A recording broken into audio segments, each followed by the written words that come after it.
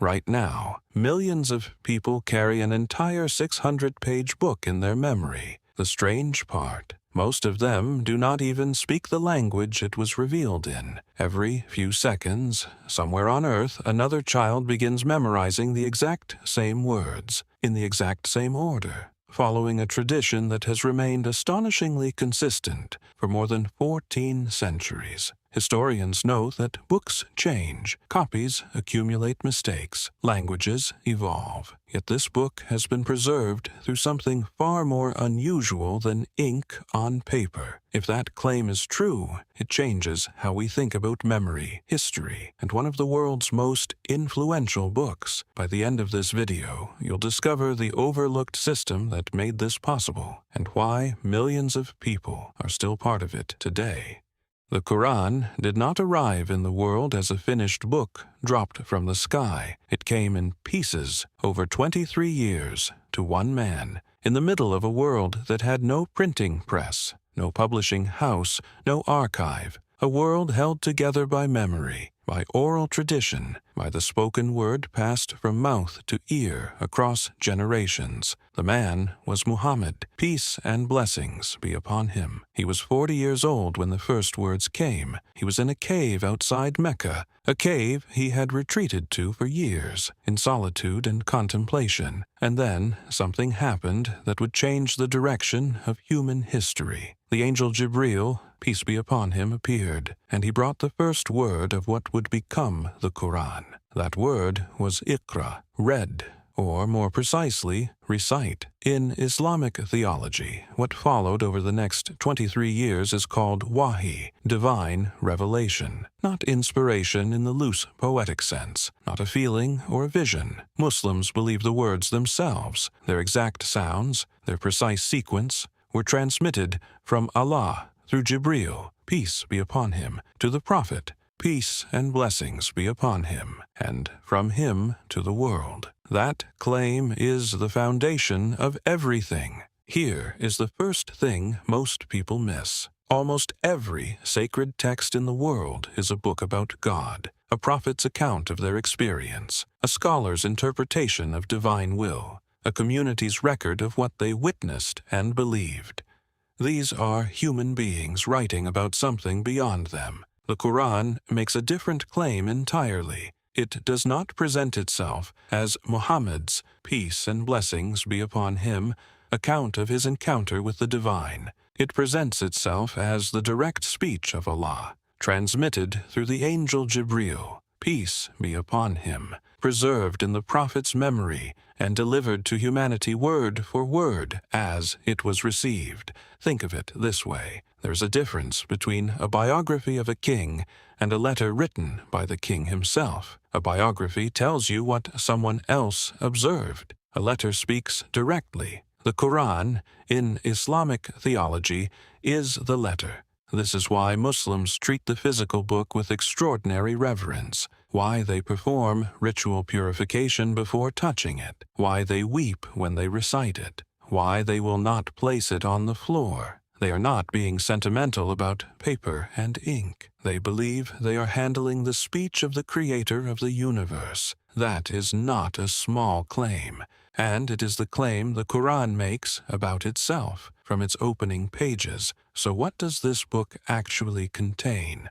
The Quran is 114 chapters, called surahs, containing 6,236 verses called ayat. The word ayah does not simply mean verse, it means sign. Every sentence is understood as a sign pointing toward something beyond itself. The chapters are not arranged chronologically. The first surah revealed to the Prophet, peace and blessings be upon him, is not the first surah in the book. Muslims believe the arrangement itself was divinely ordered, that the sequence carries a wisdom that reveals itself over a lifetime of reading. What is inside? Everything. There are stories of prophets, peace be upon them, Adam, Ibrahim, Musa, Isa, and dozens of others, peace be upon them all, told not as historical biography but as living lessons, retold from an angle you will not find anywhere else.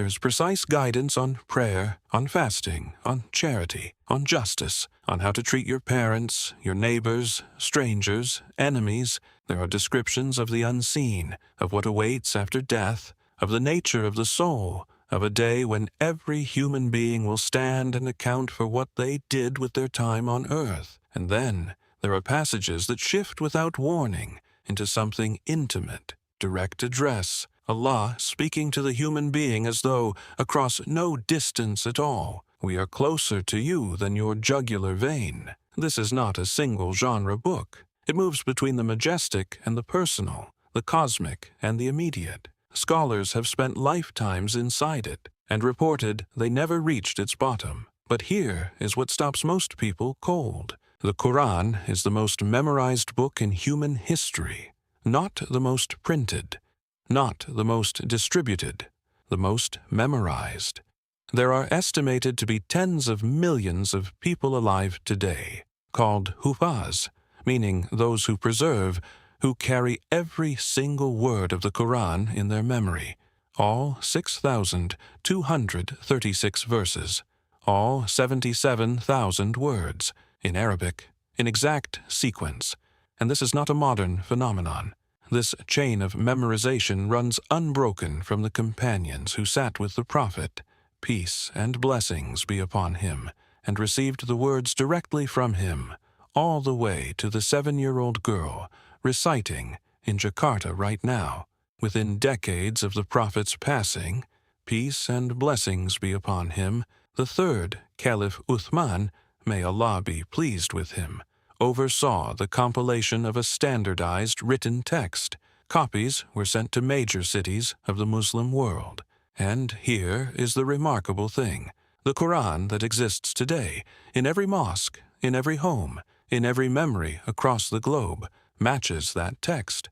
No lost gospels, no competing versions altering the core, no manuscript tradition where scholars debate which text is authentic. One book, one text, 14 centuries, carried in memory and ink simultaneously. That level of preservation is, by any historical measure, without parallel. If this is showing you something about Islam, take a moment right now to subscribe and share this with someone who needs it. Thank you. Here is what most people never fully grasp. Muslims do not read the Quran the way you read a history book. They do not even read it the way most people read a sacred text, as an account of something that happened, written down by someone who witnessed it. When a Muslim opens the Quran, they believe they are hearing Allah speak, present tense, directly to them. This changes everything about how the book is approached. It is why the Arabic is considered sacred in a way that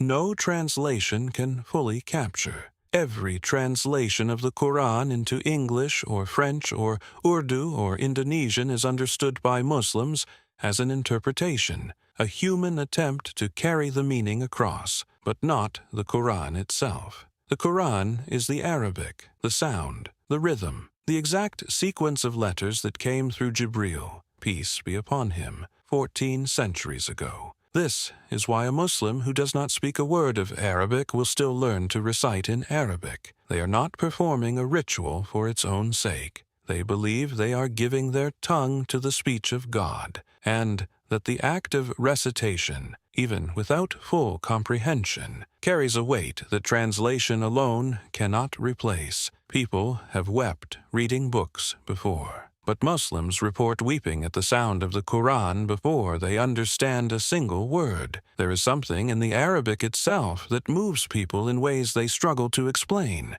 That is not something Islam asks you to simply accept. It is something Islam invites you to experience. Practical application.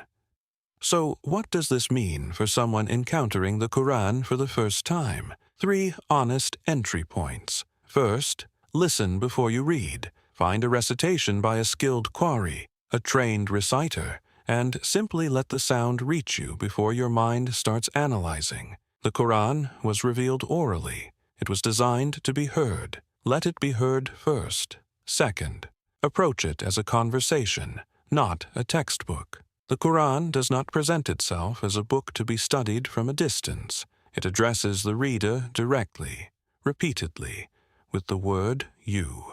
It is asking something of the person holding it. Come to it with a question you actually have, and read to see if it answers. Third, know that Muslims believe this book was addressed to you, not to 7th century Arabs, not exclusively to Muslims. The Quran repeatedly addresses all of humanity.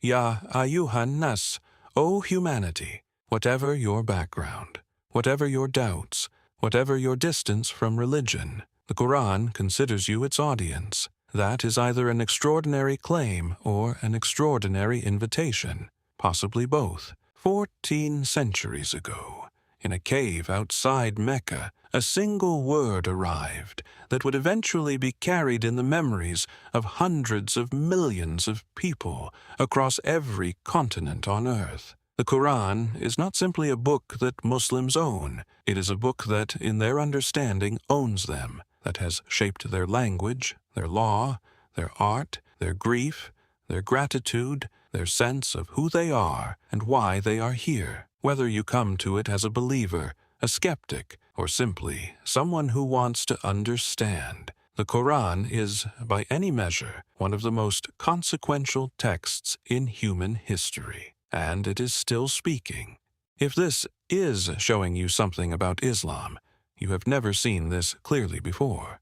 Take a moment right now to subscribe and share this with someone who needs it. That is genuinely how more people find this content. Thank you.